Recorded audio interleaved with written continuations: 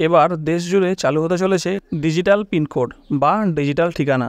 হ্যাঁ, এই digital pin code বা ডিজিটাল ঠিকানা যদি একবার চালু হয়ে যায় তাহলে কিন্তু আর আপনাদের পুরো ঠিকানা লেখার কোনো প্রয়োজন পড়বে না।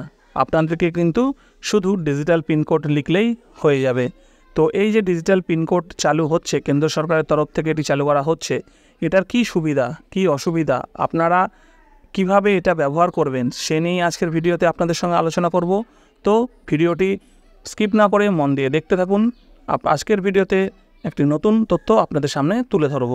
তো ভিডিওটি শুরু করার আগে আপনাদের কাছে একটাই রিকোয়েস্ট, চ্যানেলে যদি নতুন হয়ে থাকেন চ্যানেলটিকে সাবস্ক্রাইব করে নেবেন এবং ভিডিওটি ভালো লাগলে অবশ্যই ভিডিওটিকে একটি লাইক করে দেবেন। তো চলুন ভিডিও শুরু করা যাক। শহর, গ্রাম, এলাকা, রাস্তা বা গলির নাম ধরে ঠিকানা লেখার দিন সম্ভবত শেষের পথে। প্রধানমন্ত্রী নরেন্দ্র মোদীর সাধের ডিজিটাল ইন্ডিয়ায় এবার আসছে ডিজিটাল পিন বা ডিজি পিন। প্রতি 16 বর্গমিটার অন্তর লেখা হবে নতুন ঠিকানা।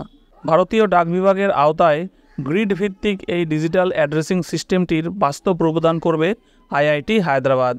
কেন্দ্রের উদ্যোগে ডিজিটাল ইন্ডিয়ার আওতায় দেশজুড়ে চালু হচ্ছে অনলাইন পরিষেবা সংক্রান্ত হরেক প্রকল্প। তারই নয়া অবতার এই ডিজিটাল ঠিকানা। সেখানে থাকবে না কোনো গৃহকর্তা, অফিস কাছারি বা প্রতিষ্ঠানের নাম। নতুন এই প্রকল্পে 4 মিটার দৈর্ঘ্য ও 4 মিটার প্রস্থের নিরিখে টুকরো করা হবে গোটা দেশ। তো এখানে কিন্তু পরিষ্কার বলছে যে এখানে 4 মিটার দৈর্ঘ্য ও 4 মিটার প্রস্থের নিরিখে কিন্তু গোটা দেশকে টুকরো করা হবে, অর্থাৎ এমনকি সমুদ্র ও জলসীমান্তকেও কিন্তু এইভাবেই কিন্তু এর আয়তায় আনা হবে। অর্থাৎ প্রতি টুকরোর আয়তন দাঁড়াবে 16 বর্গমিটার। এমন লক্ষ লক্ষ চৌকো ছোট এলাকাকে অক্ষাংশ ও দ্রাঘিমাংশ অনুযায়ী আলাদা আলাদা কোডে চিহ্নিত করা হবে। আপাতত ওই আলফা নিউমেরিক কোডগুলি হবে 10 অঙ্কের। তাতে সংখ্যা এবং ইংরেজি অক্ষর 2 থাকবে। সেইগুলিই হবে সাধারণ মানুষের ডিজিটাল ঠিকানা, যার পোশাকি নাম ডিজি পিন। তো বুঝতেই পারছেন যে 10 অঙ্কের এক সংখ্যা তৈরি হবে। এখানে কিন্তু আলফা নিউমেরিক মানে আলফাবেটও থাকবে এবং নিউমেরিক মানে সংখ্যা 1 to 9 এর মধ্যে 0 to 9 এর মধ্যে সংখ্যাও থাকবে। বিশ্বের যে কোনো প্রান্ত থেকে যা চিহ্নিত করা যাবে। তবে এই নয়া প্রকল্প চালু করার আগে রাজ্য সরকারগুলির মতামত চাইবে কেন্দ্র। রাজ্য সরকারের মতামতের ভিত্তিতেই কিন্তু এটা চালু হবে। পাশাপাশি বিশেষজ্ঞদের কাছ থেকেও নেওয়া হবে পরামর্শ। কিন্তু কেন এই নয়া ঠিকানা চালু করতে চলেছে কেন্দ্রীয় সরকার? তাদের সাফ বক্তব্য, গোটা দেশকে এভাবে ক্ষুদ্র ক্ষুদ্র টুকরোয় ভাগ করা গেলে যে কোনো এলাকাকে চিহ্নিত করা সহজ হবে। শুধু অনলাইনই নয়, অফলাইনেও ব্যবহার করা যাবে এই ডিজি পিন। যে এলাকায় বহু মানুষের বাস অর্থাৎ জনঘনত্ব বেশি, সেখানকার বসবাসকারীদের আরও নির্ভুলভাবে চিহ্নিত করা সহজ হবে। তাতে একদিকে যেমন পার্সেল, ই কমার্সের মতো ব্যবসায়িক ক্ষেত্রের সুবিধা, তেমনি কোনো প্রাকৃতিক দুর্যোগ বা দুর্ঘটনায় নিখুঁতভাবে এলাকাটিকে চিহ্নিত করাও সম্ভব। তো এর মাধ্যমে কিন্তু সরকার সহজেই কোনো একটা নির্দিষ্ট ঠিকানায় পৌঁছাতে চাইছে। এমনকি পাহাড়, সমুদ্র, নদী বা দুর্গম অঞ্চলেও কোনো নির্দিষ্ট ক্ষুদ্র জায়গাকেও সহজে খুঁজে বের করতে পারবেন আধিকারিকরা। কোনো ব্যক্তিগত তথ্য দেওয়া থাকবে না ডিজি পিনে। ফলে কারো তথ্য বা ডেটা হ্যাক বা ফাঁস হয়ে যাওয়ার কোনো সম্ভাবনাও নেই বলে দাবি করছে কেন্দ্রীয় সরকার। তাহলে এখানে কিন্তু কোনো ডেটা হ্যাক হওয়ারও কোনো সম্ভাবনা থাকছে না।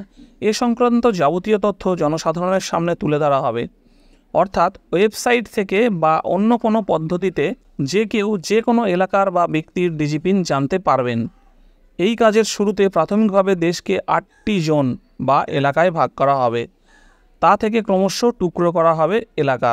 তো প্রথমে দেশকে কিন্তু 8টি জোনে ভাগ করা হবে এবং এই 8টি জোন থেকে আবার আরও ছোটো ছোটোভাবে ভাগ করে দেওয়া হবে। সংশ্লিষ্ট মহলের দাবি, যেহেতু 16 বর্গমিটার এলাকাকে ভিত্তি ধরা হচ্ছে, তাই বর্তমানের কোনো ঠিকানায় একাধিক ডিজি পিন থাকতে পারে। বিশেষজ্ঞরা জানাচ্ছেন, কোনো একটি অফিস এলাকায় কাজের জায়গার জন্য একটি ডিজি পিন, আবার তার ক্যাফেটেরিয়া বা রিসেপশনের জন্য আলাদা ডিজি পিন থাকতে পারে। কেন্দ্রের দাবি, নয়া নিয়মে কোনো রাজ্য, এলাকা, রাস্তা বা জমির মালিকের নাম বদলে গেলেও এতে কোনো প্রভাব পড়বে না। কোনো ফাঁকা এলাকায় বাড়ি তৈরি হলে তার সঙ্গেও ডিজি পিন পরিবর্তনের কোনো সম্পর্ক নেই। তো আপনারা কিন্তু এখান থেকে খুব ভালোভাবে জানতে পেরে গেলেন যে কেন্দ্রীয় সরকার কিন্তু একটা নতুন অ্যাড্রেসিং সিস্টেম চালু করতে চলেছে, যার নাম দিয়ে দেওয়া হয়েছে ডিজি পিন। তো এই 16 বর্গমিটার এলাকার মধ্যে একটা করে কিন্তু ডিজি পিন তৈরি হবে। তো এই ডিজি পিন নিয়ে আপনাদের কি মতামত সেটা অবশ্যই কমেন্ট বক্সে জানাবেন। আপনাদের যদি এই উদ্দেশ্য ভালো লেগে থাকে সেটাও আপনারা কমেন্ট বক্সে জানাবেন, যদি ভালো না লেগে থাকে সেটাও জানাবেন।